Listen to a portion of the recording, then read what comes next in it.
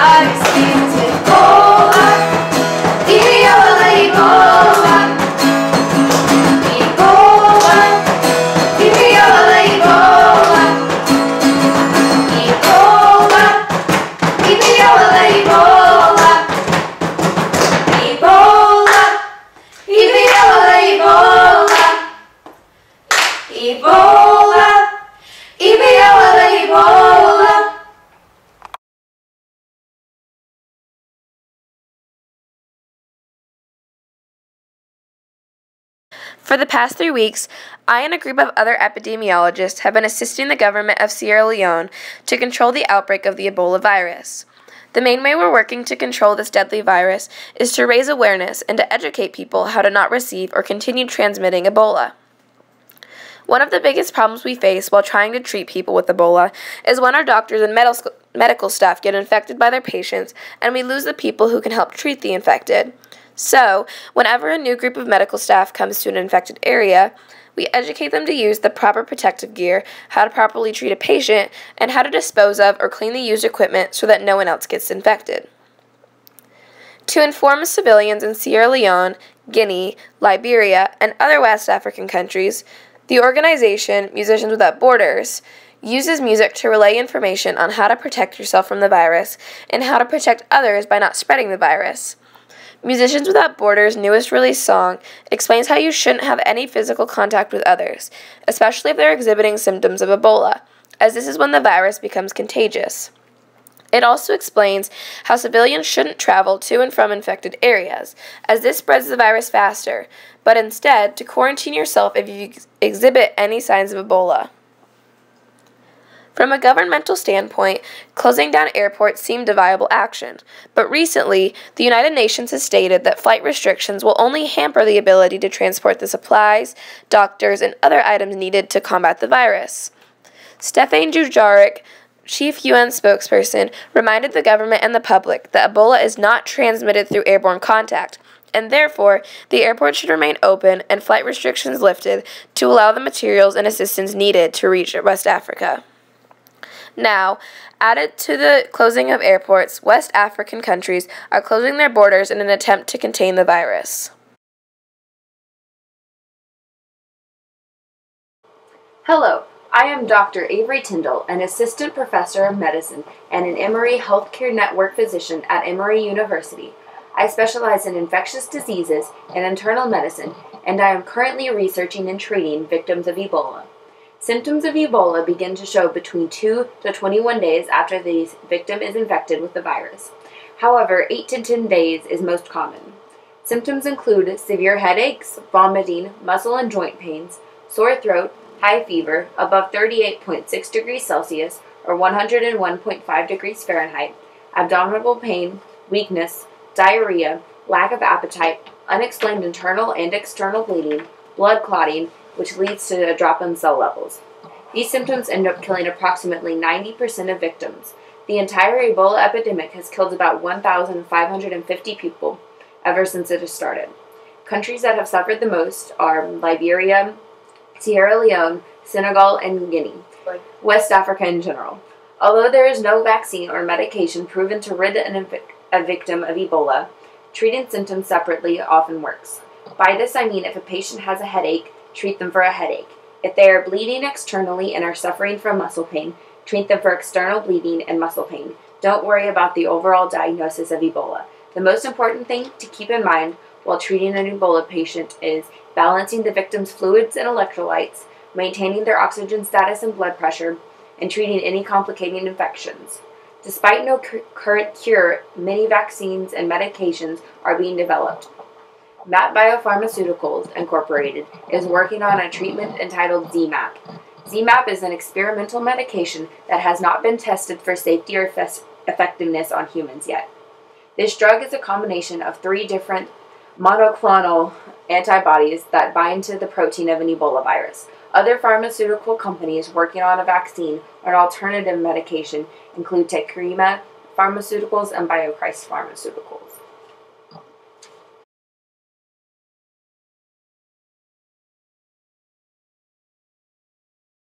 Hi, my name is Jordan Sprigal, and as a co-director of our awareness program and one of our head musicians here at Musicians Without Borders, I would like to help you know what you should be aware about with Ebola, how you can prevent Ebola, and how you can help others be aware about this deadly virus.